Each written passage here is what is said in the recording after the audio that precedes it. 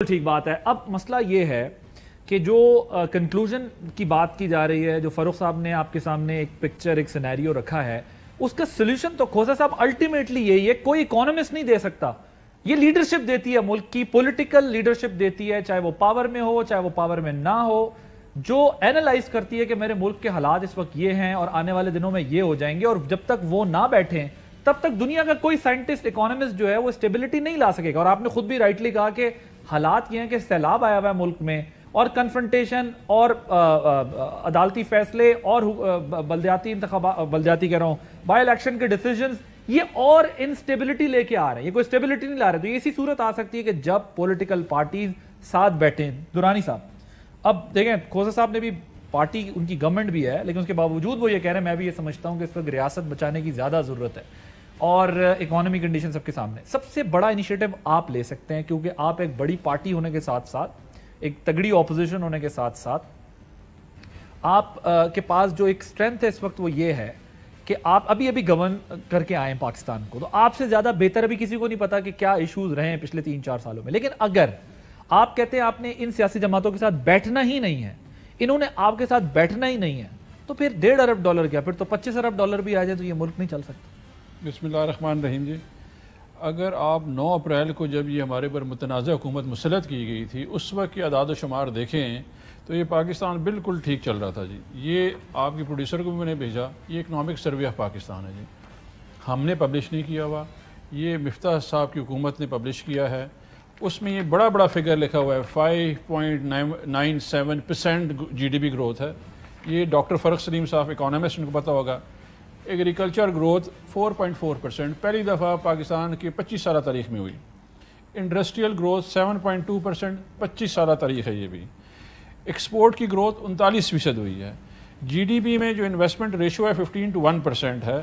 اور مجھے یہ بتائیں, ہسٹورک آپ کے جو تھے فورن ریمیٹنسز تھیں, آپ کا جو کرنٹ اکاؤنٹ ڈیفیسٹ تھا وہ مینٹین ہو گیا تھا.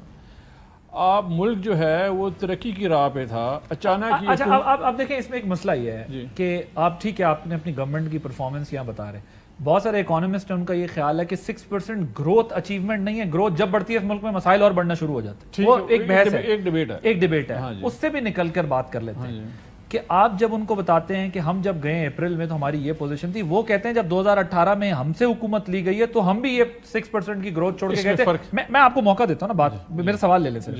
وہ کہتے ہیں ہم بھی یہ حالات چھوڑ کے گئے تھے, آپ انہیں کہتے ہیں مائنز بچھا کے گئے تھے. آج بھی مفتاح صاحب کہتے ہیں یا حکومت کہتی ہے جی 3.5 سال کا کیا دھرا جو ہم 3 مہینے میں بھگت رہے ہیں. اگر ہم یہ بحث تھوڑے عرصے کے لیے روک دیں اور سارے مل کے بیٹھ کے فی الحال اس کرائسس سے پاکستان کو نکالیں, کیا پولیٹیکل پارٹیز کی یہ ذمہ داری نہیں ہے, بجائے ایک دوسرے کو جو ہے وہ چیلنج کرنے کے روز کہ ہم تمہیں صفحہ ہستی سے مٹا دیں گے, بیٹھ جائیں, اس کا کوئی سولوشن نکالیں, اس کے بعد کرتے رہیں سیاست. دیکھیں جی, ہمیں 2018 میں جب حکومت ملی ہے, یہ فاروق سلیم صاحب جو ہے موجود اکانومسٹ ہیں. ابھی آپ نے انٹرو میں بتایا کہ تمام انٹرنیشنل ریٹنگ نیگیٹو چلی گئی ہیں. 2018 میں بھی نیگیٹو تھی. ہمیں اس ورسز دیم چھوڑ دیں, جو میں کہہ رہا ہوں یا وہ کہہ رہے ہیں. 2018 میں سب سے بڑا کرنٹ اکاؤنٹ ڈیفیسٹ تھا اور انٹرنیشنل ریٹنگ اسی طرح منفی میں تھی, اور اس وقت ہمیں حکومت دی گئی تھی. یہ جو مرضی کہتے رہے, بیکاز آپ انٹرنیشنلی دیکھ رہے ہوتے ہیں کہ آپ کا ملک پلیس کہاں پہ ہے. آج ہم نے ان کو حکومت کو کہا کہ یہ ایک جو ہے متنازع حکومت ہے, انٹرنیشنلی پتہ ہے ان کی کوئی لیجیٹمیسی نہیں. انٹرنیشنلی ایک کریڈیبلٹی کا ایشو ہے ان کی, ایک ان کی لیجیٹمیسی کا ایشو ہے. دونوں اس وقت جو ہے بہت زیادہ کانٹروورشل ہیں. اس لیے chief of the army staff کو امریکہ فون کرنا پڑا کہ بھائی کوئی ایشو نہیں ہے, آپ ان کو پیسے دے دیں. ان کو پتہ ہے کہ یہ پیسے لے کے باہر لے جاتے ہیں, منی لانڈر کرتے ہیں. ان کے اوپر فلمیں بنی ہوئی ہیں, میں نہیں کہہ رہا, BBC کی فلمیں ہیں, princess and the playboy, Lahore to Park Lane, وہ نون لیگ پہ بنی ہوئی ہے. انہوں نے کبھی کنٹیسٹ نہیں کیا اس چیز کو. کریڈیبلٹی سیریس ایشو ہے. میرا جو میں معذرت کے ساتھ مسئلہ یہ کہ آرمی چیف تو آپ کی حکومت میں بھی ہر ملک کا دورہ کرتے رہے ہیں, ہر ملک سے بات کرتے رہے ہیں, آپ لوگوں کے معاملات بھی آسان کرتے رہے ہیں, تو اس کا مطلب یہ تو نہیں ہو کہ آپ کی کوئی آفیشیل سٹیٹمنٹ آپ نے دیکھی؟ نہیں, آفیشیل سٹیٹمنٹ تو ابھی بھی کوئی نہیں دی, تو خبر لیک ہوئی ہے. خبر لیک کروائی گئی ہے نا جی. خبر تو لیک ہو جاتی ہے سر, ہماری طرف سے کوئی خبر لیک نہیں ہوئی. خبر کہیں سے بھی لیک ہو سکتی ہے. دیکھیں, ہم نے اس حکومت کو بڑی کھلے دل سے آفر کی کہ آپ انتخابات جلد از جلد, کیونکہ ابھی فاروق سلیم صاحب نے بھی اور سابقہ گورنر صاحب نے بھی جو ہے لطیف کھوسا صاحب نے فرمایا کہ اس کا جو سلوشن ہے وہ سیاستدانوں کے پاس ہے. ہم نے ان کو سلوشن دیا کہ جی ایک مضبوط legit الیکشن کہتے ہیں آپ جنرل الیکشن کو فاروق سلیم صاحب آپ کو لگتا ہے کہ اس وقت جس سٹیج پہ ہم کھڑے ہیں وہاں پر فوری الیکشن ہی اس مسئلے کا حل نکال سکتا ہے؟ کیونکہ ہمیں لگتا ہے کہ ایک سٹیلمنٹ ہے، ڈیڈ لاک ہے جس کے اوپر پارٹیز کھڑی ہو گئی ہیں جا کے، الیکشن سے نیچے کوئی بات نہیں. دوسرا کہتا ہے الیکشن نہیں ہوگا، باقی جو بات کرنی ہے اگر کر لیں.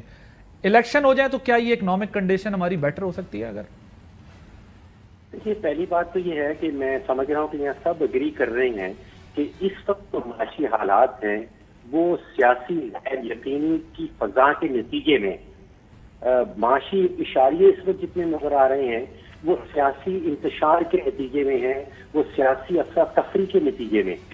اب اگر آپ الیکشن میں جاتے ہیں کیا سیاسی افراتفری بڑھے گی یا کم ہوگی؟ کیا سیاسی انتشار بڑھے گا یا کم ہوگا؟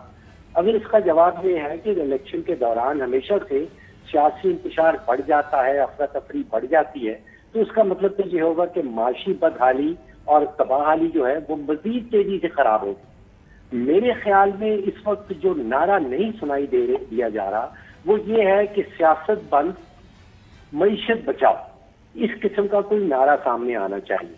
دیکھیے میں آپ کو اٹلی کی ایک ایگزامپل آپ کے سامنے رکھتا ہوں. پچھلے 70 سالوں میں وہاں پہ 69 گورنمنٹس آ چکی ہیں. آپ سمجھیے کہ اوسطاً ہر سال اٹلی کے اندر ایک نئی سیاسی حکومت آتی ہے، لیکن ان کی جو معاشی پالیسی ہے وہ اپنے ٹریک پہ چلتی رہتی ہے. کوئی اس قسم کا انتظام شاید پاکستان کو کرنا پڑے گا کہ سیاستدان اپنی سیاسی لڑائیاں کرتے رہیں لیکن سیاست اور معیشت کو کسی طرح سے الگ کیا جائے. ایک کوئی پرماننسی اکنامک ایمرجنسی کاؤنسل بنائی جائے. آپ چارٹر آف اکانومی کی بات کر رہے ہیں؟ جی وہ بھی ایک آلٹرنیٹو ہو سکتا ہے کہ ساری سیاسی جماعتیں بیٹھ کے، اب وہ تو بیٹھنا نہیں چاہتی لیکن سیاسی حریف جو ہیں اس وقت تو ایک دوسرے کو اپنا سیاسی حریف نہیں سمجھتے، وہ اپنا دشمن قرار دیتے ہیں. جیسے آپ نے کہا کہ وہ ایک دوسرے کی تباہی سوچ رہے ہیں کہ وہ ختم ہو جائے، نیست و نابود ہو جائے، وہ سیاسی کمپٹیشن میں نہیں آنا چاہتے.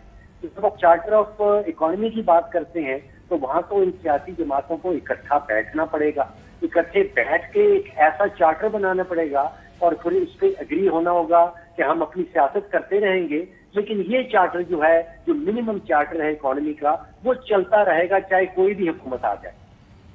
ٹھیک.